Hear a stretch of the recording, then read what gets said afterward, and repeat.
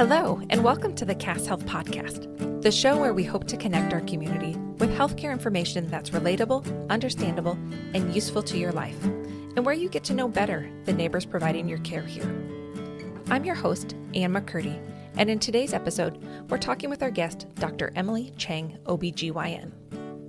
Before we get started, two quick disclaimers. First, the comments in this podcast do not necessarily reflect the views of Cass Health. Second, the information in this podcast is not intended to be construed as personal medical advice. Always consult your primary care provider with your questions and concerns regarding your health. Welcome, Dr. Chang. Thank you so much for making time to be with us here today. Thank you very much for inviting me. So, Dr. Chang, we always like to start out with a little get to know you. We'll start with, where are you from?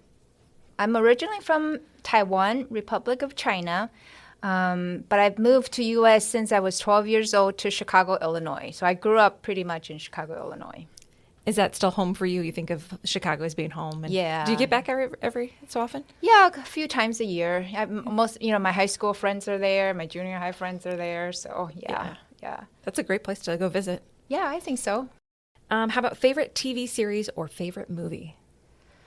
Oh, there's a lot, but everything always goes back to Indiana Jones and the Temple of Doom. Oh, yeah? Yeah, I love Indiana Jones series. Oh, my gosh. I think that's Dr. Wepler's favorite. Really? Yeah, we'd have to double check. I'd have to go back and listen, but But it's the Temple of Doom. That's the best one. Okay. Yeah.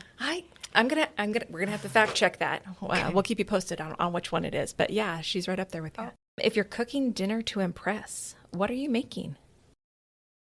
Well, I'm not a very good cook, but I can do a lot of basic things. But if I'm to impress somebody, pot stickers, I don't know if you heard of that. Ooh. They're like dumplings, but it's fried on the bottom, so it's crusty on the bottom. Mm-hmm. Yeah, that one it's not hard to make, but people think that I spend a lot of time doing it, so yeah. That's why I try to impress. That's a great one, yeah. Favorite outdoor activity? This might be hard for you. I think you have a lot of favorite outdoor activities. Yeah, I do like being outdoors. I like being in the sun. Whenever I have a chunk of free time, I really like long hiking in the mountains and national parks. And I can't climb very much, but just the hiking type of climb, I enjoy that a lot. And how about a favorite holiday? I like the warm holidays like 4th of July and Labor Day, but Labor Day is probably the best one because most kids are back to school and wherever, and I still have long summer hours and I can still do a lot of outdoor stuff, plan trips on Labor Day. Yeah, that's a good point. Yeah. And this one we like. What will we never catch you doing? Something that you're like, no way, that's not me. I will never do that. Well, that's hard because I'm willing to try almost everything. But I don't like being cold. So you will never catch me skinny dipping. Or like the polar bear plunges? Yeah, those kind of challenges I will not do. Yeah, or skiing or being out there for hours in the cold or snow. No, you will not see me. Yeah, hard pass. Yep. Any hobbies?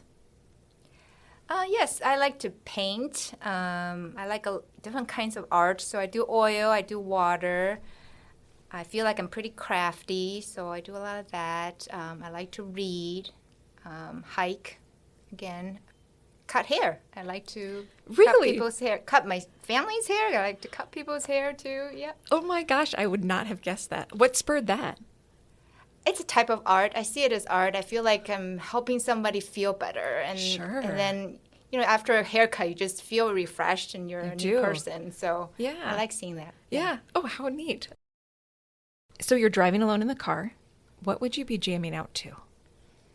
I like Kelly Clarkson. Oh, yeah? Yeah.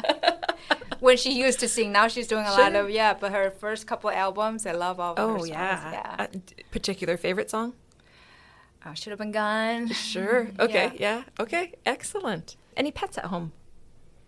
No, I travel and my hours are bad. I feel like I wouldn't do my pet a service if I can't let it go to the bathroom on a regular basis. True. I would like to have one when I'm retired. Someday. Someday, yeah. What's something that's on your bucket list? Right now, the top one is I'm trying to get won the lottery to climb Mount Whitney in California. That's the highest mountain in the lower 48 states. Oh, okay. In the U.S. So. And it's a lottery system to be able to do it? Yeah, you have to apply and then they lottery who. Sure. Because they only allow a certain number of entry. Otherwise, it's too busy up there, and it's right. only a few months per year that it's safe enough to climb. Sure. So sure. yeah, I haven't gotten my lottery win yet. I've been trying for 3 years now. Oh wow. Okay. Yeah. So it could take years, and who knows then? Yeah, because it's not like once you won the lottery, you can't apply again next year. So a lucky person can apply 3 times and go 3 years in a row and get it. An unlucky person, such as me, for the last 3 years, I've not gotten the lottery. Okay, yeah. well, we'll all cross our fingers that next year is the year. Thank you. Yes.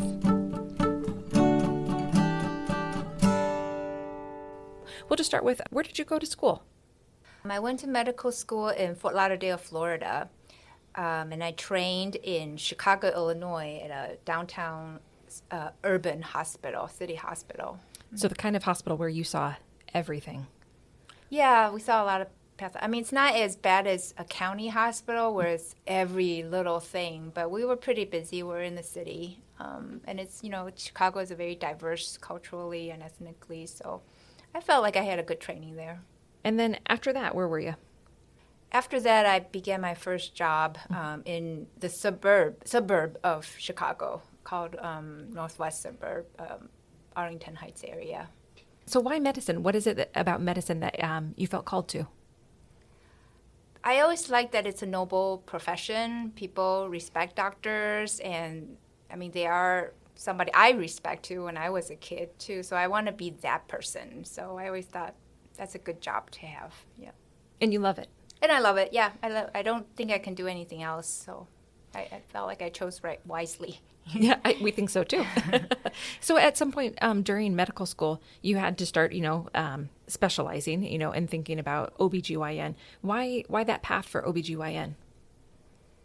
Because after a lot of different rotations, I noticed OBGYN is a very all-encompassing field. I do both medicine and surgery and procedures, and I see a wide range of ages from childhood to elderly. So I feel like I will become a very well-rounded person, physician that way. So that's why I went with OBGYN. Part of what you do here at Cass Health, you talk a lot about lifestyle medicine. So let's talk about that a little bit. Tell us, what is lifestyle medicine, and why are you so passionate about it? After practicing OBGYN for a while, I started to think that I'm only putting Band-Aids on a lot of problems that I see.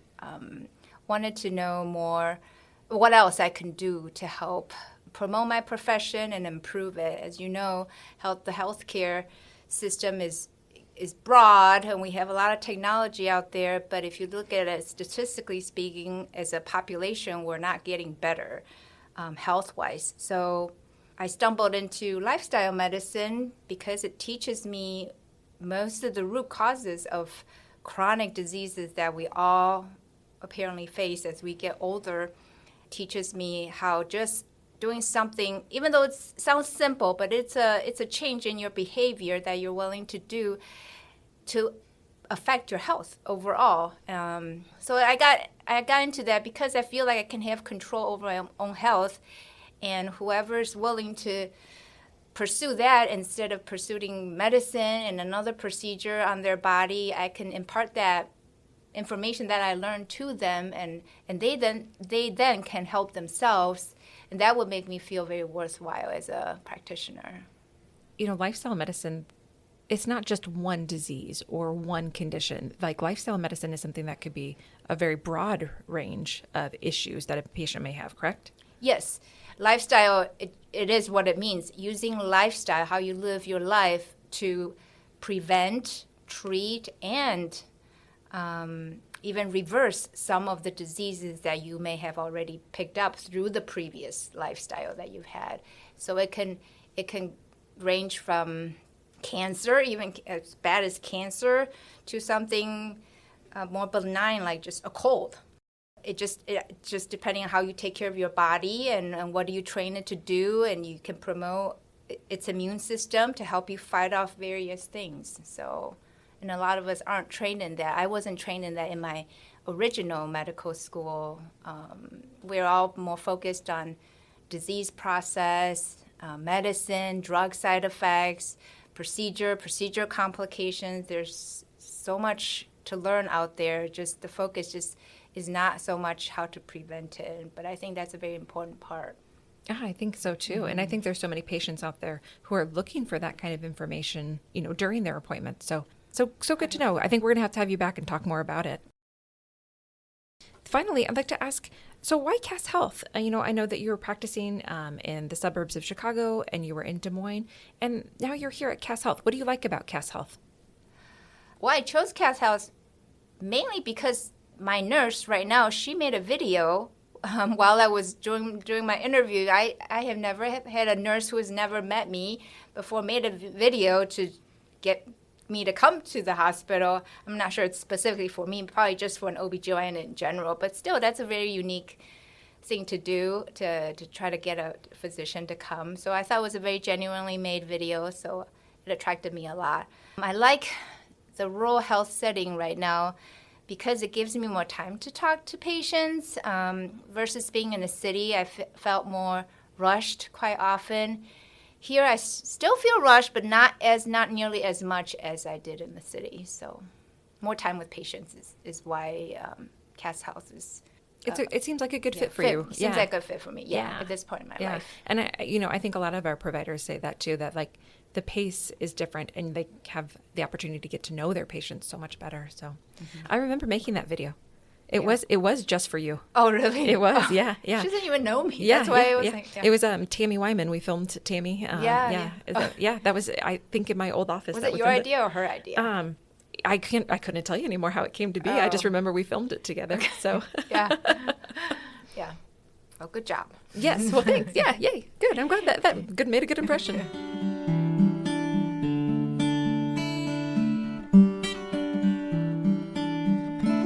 Dr. Chang, we asked you here today to talk to us about some of the most common questions related to gynecological issues that you hear from your patients.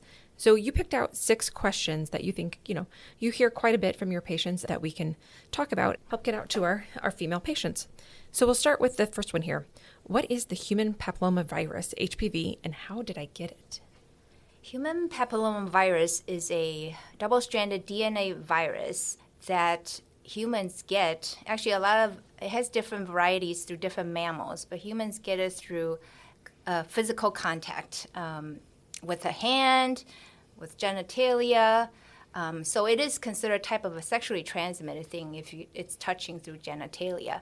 But one can also get from touching a desk to your foot, to your finger, and those are common warts. And they're all different types of human papilloma virus. When it comes to the genital area, then it became more sexually transmitted human papilloma virus.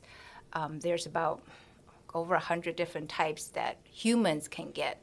And it's very common. It's very common, yes. It's not as talked about probably 15 years ago, so it seemed like this is something really bad and viral and horrific right now because we are talking about it more, but it's been around forever. So probably good that we are talking about it so people know about it and aren't as embarrassed to then talk to their OB/GYN Shouldn't be about embarrassed about it. Yeah, right? yeah. And with HPV, I know this isn't on our list of questions, but there's also a vaccine. Yes, there is. It's very well studied and it's quite safe. Most people don't have bad reactions to it. We are trying to get kids started young before they become sexually active. As you know, with the media, social media, with TV media, unfortunately, a lot of young kids starting to become sexually active sooner than we like. So the age of vaccine can start as early as even 9 years old. A lot of insurance companies used to cover until you hit age 26, but I believe a lot of them have extended to age 45 to get this vaccine. It's not a sex vaccine. It's a vaccine to prevent these higher risk type of human papilloma virus from infected in your body long term, and that gives negative consequences. So, And it's for boys and girls. boys and girls, correct. Absolutely. Second question here. What does my abnormal pap mean? So women, we just love that those pap smear tests and pelvic exams. And a lot of women get an abnormal result. So what does that abnormal pap mean? Yes, that's a very good question. A lot of people think that when they have an abnormal pap result, they have cancer. That's far from it. Pap smear is a screening test to check for abnormal cells on your cervix. Cervix is the part of the uterus that's open in the vagina that we can see. So sampling for cells to see if there's any changes of abnormality on there screens you to see if you're at risk for cervical cancer. So when we call you and say that it's not normal, it just means something is off on these cells on the cervix. It doesn't mean that you have cancer. It just tells me that you need to come back. I need to do more tests to find out what is abnormal about the cells. So usually an abnormal test is going to require some follow-up diagnostic. Yes. So what would the normal follow-up be? It depending on what kind of abnormal cells the Sure. result is. The mild grade abnormal cells, a lot of times we just do another follow-up in 6 months to a year if it's truly mildly abnormal. But if it's higher grade abnormality, which means they potentially could become cancerous, then we do a microscope test of your cervix. That's an office procedure. Bring you in, and it's a little bit in depth, but it's still not cancer. It's just looking for your cervix deeper and taking a piece of tissue now instead of just cells, and a very tiny piece to diagnose whether or not are we anywhere close to being cancer or not. I remember that a few years ago, the guidelines on when you get PAPs changed a little bit. So do you, off the top of your head, do you know the recommendations for how often women need a Pap smear? It really depends on your age group. Okay. If you're between the age of 21 to 30, it's every 3 years. If you're 31 and 65, do them every 5 years if you have also what's called HPV testing with your Pap smear. But if your provider only does Pap smear only and no HPV is done, then it's more frequent, usually about every 3 years. So it depending on what your doctor is doing, they will let you know how frequent you need to do. But most people now have HPV virus testing with their Pap smear, that's every 5 years. And so you said up to 65. What about women over the age of 65? Then it really depends on their history. If they have for cervical cancer history, then we keep screening. But if you always had normal Pap smears prior to that, then we stop screening. Just the risk is much lower at developing it at that point? That, and you, as a mortality risk, you're likely to die of something else Sure. than cervical cancer. So Sure. Keep screening it has no benefit. No benefit there. Yeah. Okay, Yes. just curious. Yes. Yeah. Next up, why do I keep getting vaginal infections? Yes, I do get this a lot.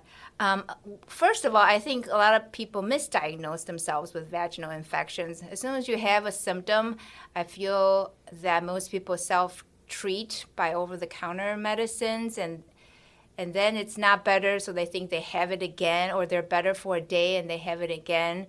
So I think those are not true infections that you keep getting it again. So I think the best thing to do is come in and have a provider look at it to make sure the diagnosis is correct first before you decide that it's again. But other causes of real repeat infections could be your sexual history, your age, your estrogen status in your body, your nutrition status, going back to lifestyle medicine again, how you live your life, your immune system, what do you do in terms of genital hygiene. Those are all different causes, whether or not you use antibiotics recently, other medicine that can affect the rectal genital microbiome ecology there can affect changes in the vaginal area and cause infection. Sure. And so vaginal infections, I think of that as being like what we would call like a yeast infection. Mm-hmm. Is it? So is that what you see? A lot of people think like, oh, I keep having yeast infections, and maybe there's something else going on. Yes. It's common yeast is very common, and most of the time that's probably correct. But there's also a bunch of diagnoses that cause yeast-like symptoms, but not yeast. So if you keep giving yourself over-the-counter yeast treatment or thinking that it is, then it's hard to get better, or you keep thinking you have recurrence when it's really not. Yeah, because you're not getting to that root cause again. That's sure. correct. So along the lines of like vaginal infections, you mentioned hygiene as an issue. Are there things you'd want patients to know about their hygiene for their genital areas?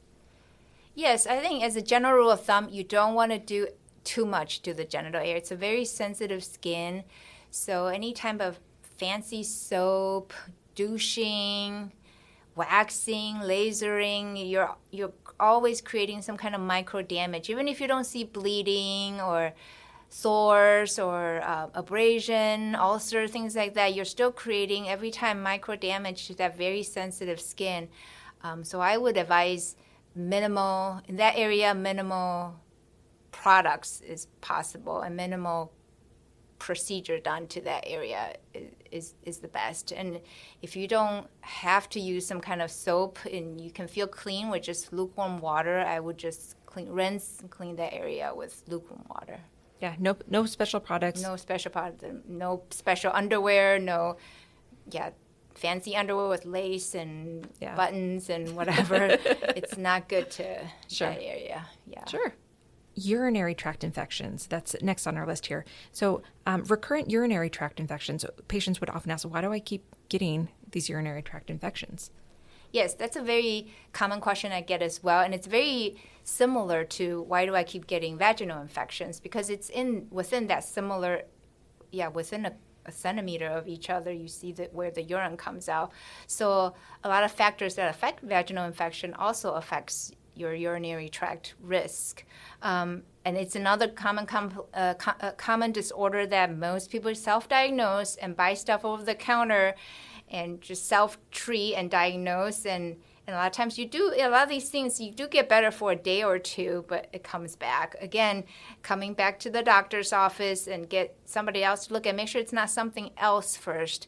Because the presentation, depending on the person and age group, is very different. Common things are all burning with urination, frequency, but there are other uncommon, less typical symptoms that are urinary tract infection as well, or not, or they're not, but you think they are, like itching, can't empty well, or incontinence, weird smell in my urine, weird color in my urine, and you automatically makes you assume that you have urinary tract infection, but quite commonly it's not. So I think coming in to give a urine sample, at least have that area looked at, if you haven't had somebody looked at it for a while, is a better idea. And urinary tract infections too, there's a range of antibiotics too, aren't there? Like, that's one of those tricky ones from what I know, but. Yes, yeah.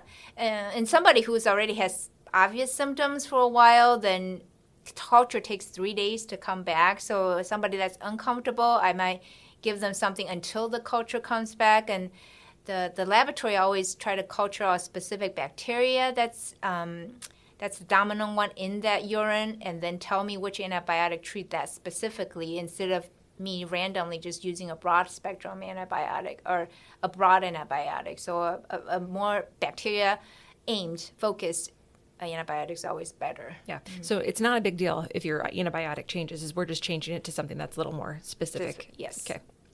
Oh, next, this is one, I know that I've had girlfriends talk about this before. Ovarian cysts. So if you have a patient who says, I'm told that I have an ovarian cyst, what does that mean? Yes, it often scares people because most people think ovarian cysts may turn into cancer, but most of the time it's not. It's usually a benign water blister, if you can picture that, because the fluid in it is literally almost like it's water-filled or very light, clear, yellow water-filled. It's body's natural fluid. It just got walled off in a wall that's made of material from the ovarian stroma. It's usually because every month we ovulate, but on some months when you don't ovulate, the follicles from the ovary doesn't rupture, and when it doesn't rupture and the fluids start building up in there, then the wall of it became thinner and thinner, and it just looks like a pocket of blister. And then when you do it on an ultrasound, you just see a pocket, a circle of fluid, and they call it that a cyst. And cyst can be complicated if it doesn't look like it's filled with water. If it's simple, then it looks like it's filled with water, and it usually goes away on its own. And most of them actually don't cause pain. It's whenever we scan it and see you for some other reason and happen to find it, it usually will go away on its own. So I imagine like a little water balloon. Yes, it's kind of like a water balloon, Okay. of different sizes. And Yeah. It's usually just one, and it Sure. goes away after 2-3 cycles of Sure. periods. Yeah. So it's something you might have temporarily and really no cause for alarm. You really no cause for alarm. Most of it are not going to turn into cancer. Sure. Every now and then you hear about one rupturing. Mm-hmm. That's a different situation. Is that an emergency situation? Is that a follow-up situation? It's not an emergency. It just, for some women, it caused them a lot of pain when it ruptured. Just picture this water balloon popped open and all that fluid just came spilling out. And depending on how big it was, if it's a grapefruit size, that's a lot of fluid that's jostling in your pelvic floor area, then it might become very painful. But over the hours after it ruptured, you get better and better.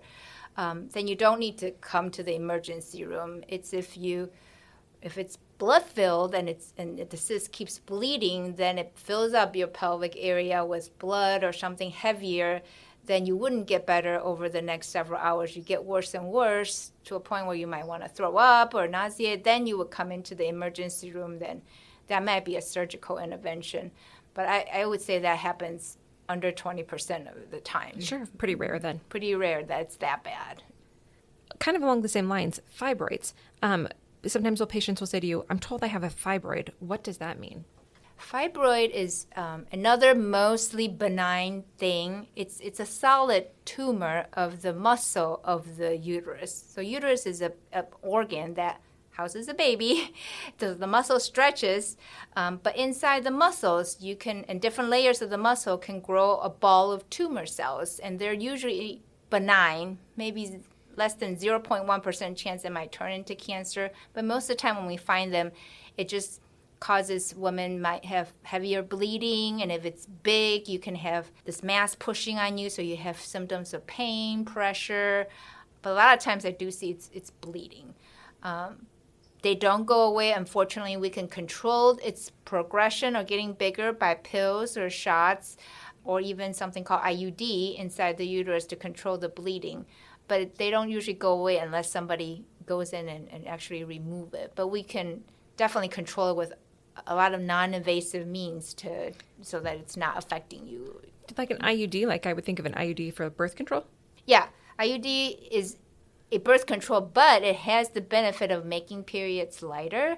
So in somebody who has fibroid causing it to have heavy bleeding, you can use that to control the heaviness of the flow. That's amazing. I had no idea. Mm-hmm. Wow, that's really good to know. I'm sure that there are women out there that would be glad to know that. Well, we use the pills for that reason, too. Sure. Somebody who might have had a sterilization procedure really don't need birth control pills or shots. But if they have a fibroid that's affecting making their periods so heavy that they can't function, we also use the similar methods to control the bleeding, because pills and shots affects ovarian function, affects the hormone level, so we control the bleeding that way.